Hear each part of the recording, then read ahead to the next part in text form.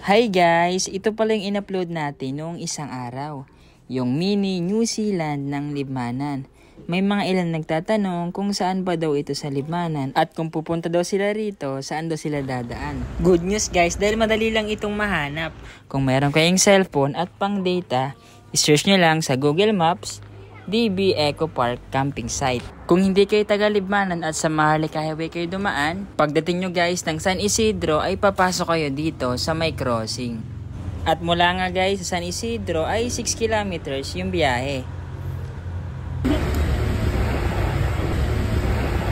After ng ilang minuto guys, pag nakita nyo na itong Libmanan Food Park, sa unahan guys ay papasok lang kayo pakaliwa. Diyan din guys yung daan papunta sa Governor Mariano Villapuerte Community College. Pagdating dito guys ay hindi na sementado yung daan, kaya kailangan natin magdoble ingat. Dito guys yung daan ng may mga sasakyan, pero kung maglalakad lang kayo, pwede kayo guys tumaan sa may pathway. Sa may kabilang kalsada sa harap ng Escapes Coffee Shop. Sa may side lang yan guys ng Bulaong Bridge.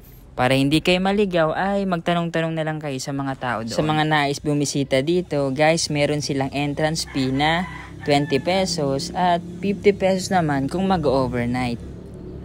Kung nais nyo naman ma-experience mag-ride dito sa ATV, 300 to 600 pesos ang range ng pag-rent. Patok din dito yung pag-slide gamit itong plastic drum lalo na sa mga bata.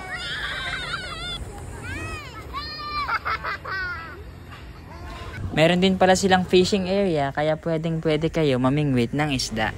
Kung hilig nyo mag-volleyball ay pwede din kayo makipaglaro dito. Kung nagugutom kayo ay may mga bilihan na din ng pagkain. Yun lang guys, maraming salamat sa panonood. Padagos lang kita sa buhay. Ingat palagi and God bless. Sana